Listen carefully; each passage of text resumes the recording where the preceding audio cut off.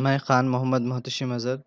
ये मेरा पहला वीडियो लेक्चर है design of steel and RCC structure related diploma in civil engineering 5th semester का। एमएसबीटी के हिसाब से इस सब्जेक्ट को जो क्रेडिट गिवन है वो है 7 आवर्स का, जिसमें 4 थ्योरी लेक्चर्स होंगे, एक ट्यूटोरियल है और 2 घंटे का प्रैक्टिकल है। टोटल पेपर आवर्स है 4 आवर्स। 70 मार्क्स का पेपर होगा, जिसमें से आप लोगों को 28 मार्क्स मिनिमम लेने होंगे। 30 मार्क्स का जो होगा वो 20 मार्क्स टेस्ट के रहेंगे और 10 मार्क्स माइक्रो प्रोजेक्ट का रहेगा। इसी के साथ साथ आप लोगों को इसका एक्सटर्नल रहेगा जो कि 25 मार्क्स का है। यूनिट्स के हिसाब से हम लोग देख लें तो इस सब्जेक्ट के अंदर टोटल 6 यूनिट है। First one fundamental of steel structure, second one design of steel connection, third one analysis and design of singly reinforced section, fourth one design of shear reinforcement and bond, fifth one design of slab, and sixth one design of axially loaded short column and footing. Basically start के दो chapter है वो totally related to steal है और last के 4 chapter है वो totally related to RCC है।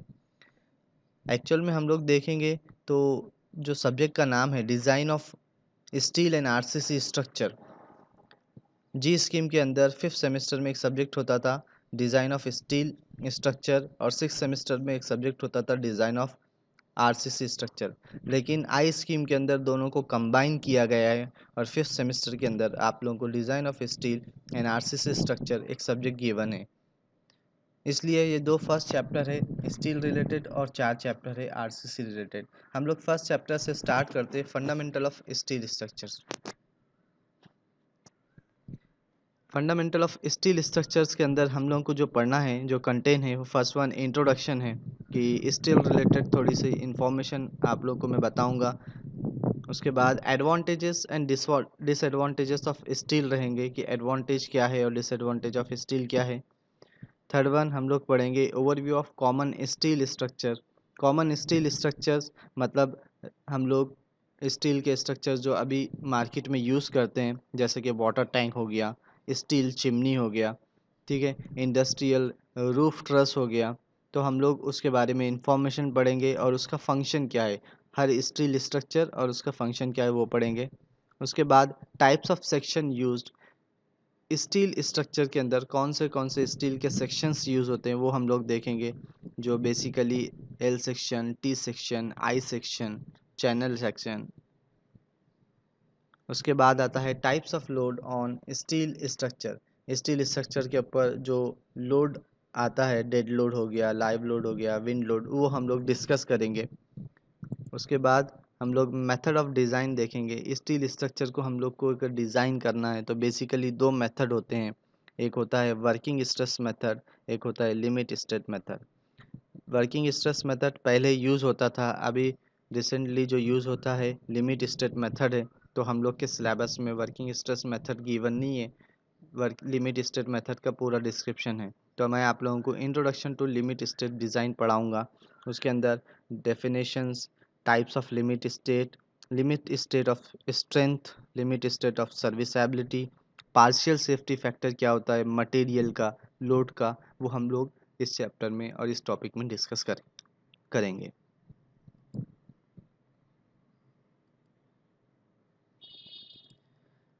चलिए स्टार्ट करते हैं इंट्रोडक्शन से। आप लोगों ने स्टील तो देखा ही होगा। स्टील क्या होता है? It is a strong hard grey और ब्लिश grey alloy of iron with carbon and usually other element used as a structure and fabricating material। Steel hard है, स्ट्रॉन्ग है, ग्रे और ब्लिश ग्रे अलॉय ऑफ आयरन का बना हुआ होता है with carbon and usually other elements.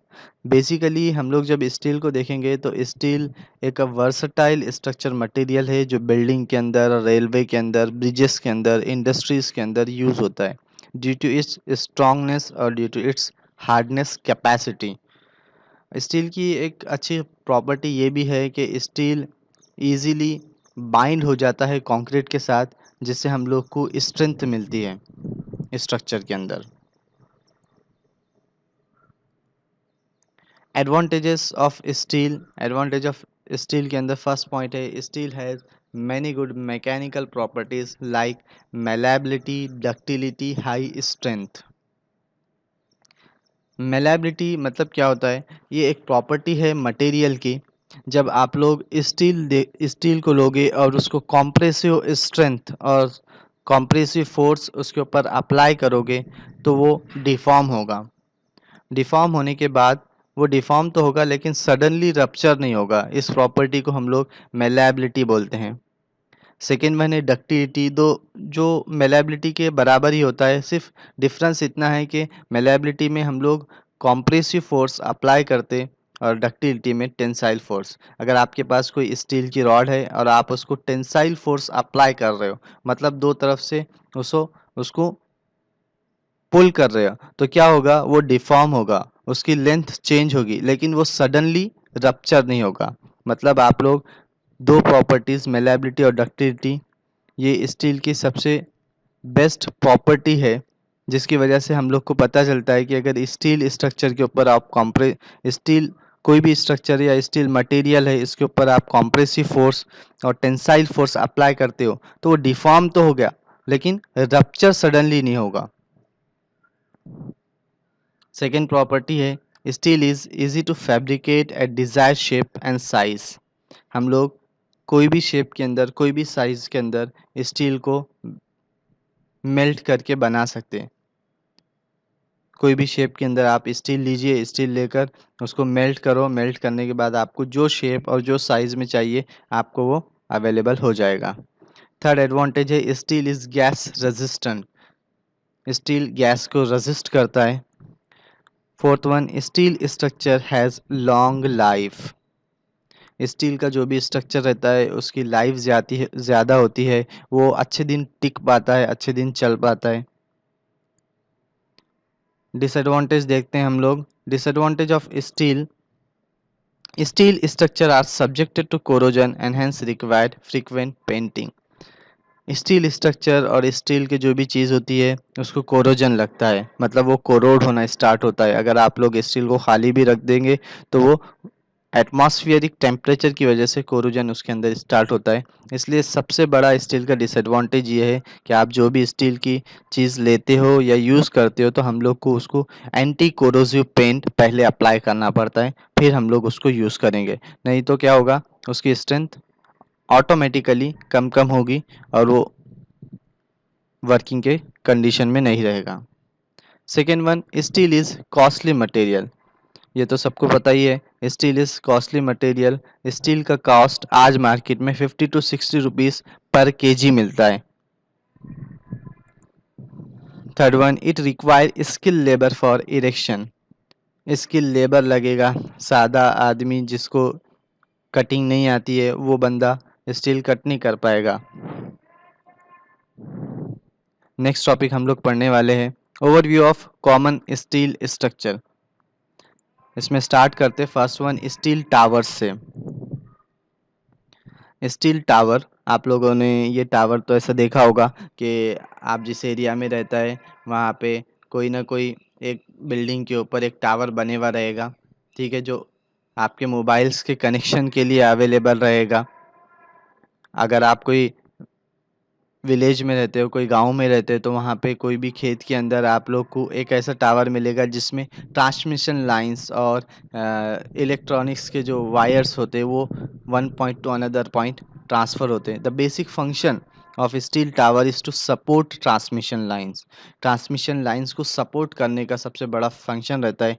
Antennas को support करता है, रडार इक्विपमेंट्स को ये स्टील टावर सपोर्ट करता है। क्या होता है कि अगर हम लोग को कोई भी वायर्स ट्रांसफ़र करना है तो हम नॉर्मल हाइट के ऊपर उसको ट्रांसफ़र नहीं कर सकते ड्यू टू सेफ्टी प्रिकॉशन। अगर हम लोग ने 10 फीट 20 फीट के ऊपर अगर वायर एक one point to another point transfer किया तो क्या होगा कि कोई भी एक्सीडेंट होने के चांसेस बढ़ जाते हैं। तो वो कंडीशन में हम लोग को एक पर्टिकुलर हाइट तक एक ऐसा स्ट्रक्चर फॉर्म करना होगा जहाँ से हम लोग ईजीली वो वायर्स को ट्रांसफ़र कर सकें।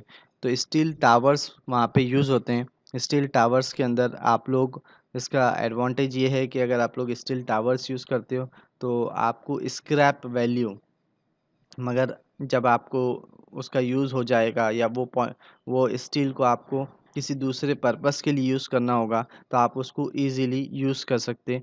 और एक पर्टिकुलर हाइट जो 50 टू 40 टू 50 मीटर की, ऑलमोस्ट 150 टू 200 फीट तक की आप इजीली हाइट ले सकते with minimum cost with steel towers.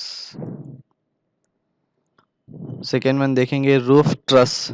Roof truss roof truss मतलब जो टॉप का स्लैब रहता है उसको हम लोग रूफ ट्रस बोलते हैं। इंडस्ट्री के अंदर क्या होता है, इंडस्ट्री के अंदर नॉर्मली जो हाइट होती है रूफ की वो ऑलमोस्ट 70 टू 80 फीट होती है, लेकिन हम लोग बिल्डिंग के अंदर देखते हैं तो 10 से 15 फीट की हाइट नॉर्मल होती है। लेकिन इंडस्ट्री के अंदर due to production, due to machineries हम लोग उतनी स्मॉल हाइट नहीं ले सकते। अगर हम लोग 70 टू 80 फीट के ऊपर कंक्रीट का स्लैब डालेंगे तो हम लोग का कॉस्ट बढ़ जाएगा और लोडिंग भी कंडीशन बढ़ जाएगी। इसलिए रूफ ट्रस का यूज़ होता है। रूफ ट्रस का फंक्शन क्या है, roof truss, the function of roof truss is to provide cover और roof to the structure. Structure को रूफ और उसको कवर करता है। इंडस्ट्री के अंदर ऐसा आप लोग देखोगे ट्रस टाइप बने हुआ रहेगा, वो ट्रस की वजह से। और अपने आप कॉलेजेस के अंदर भी देखते हो तो वर्कशॉप जो एरिया रहता है, वर्कशॉप एरिया के अंदर आप लोग को ऐसा ट्रस मिलेगा जिसकी हाइट ऑलमोस्ट आप लोग को 70 टू 80 फीट के ऊपर रहती है, जहाँ पे विंड का इफेक्ट भी कम हो जाता है अगर आप लोग रूफ ट्रस अप्लाई करते हो तो। नेक्स्ट वन है स्टील ब्रिजेस।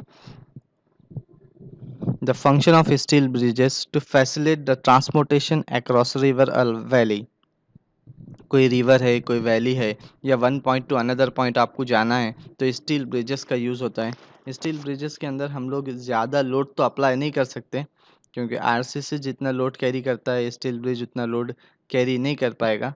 लेकिन एक पर्टिकुलर स्मॉल लेंथ के लिए और स्मॉल स्पैन के लिए हम लोग स्टील ब्रिजेस यूज़ करते हैं।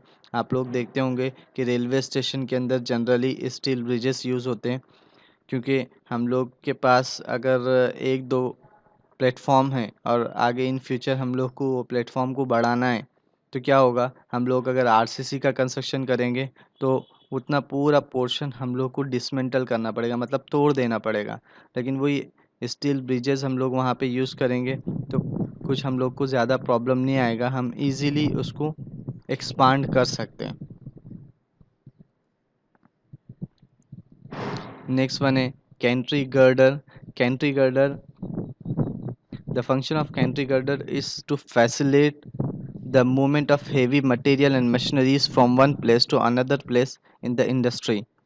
इंडस्ट्री के अंदर जो मटेरियल्स होंगे और जो मशीनरीज होंगे वो one point to another point हम लोग को ट्रांसफ़र करना पड़ता है, जो कि बहुत ज़्यादा हेवी होता है। तो वहाँ पे कैंट्री गर्डर यूज़ होता है। कैंट्री गर्डर की हेल्प से हम लोग कोई भी मटेरियल को या कोई भी मशीनरी को one point to another point transfer कर सकते हैं। ये टोटली स्टील से बने हुआ होता है। नेक्स्ट वन है स्टील वाटर टैंक।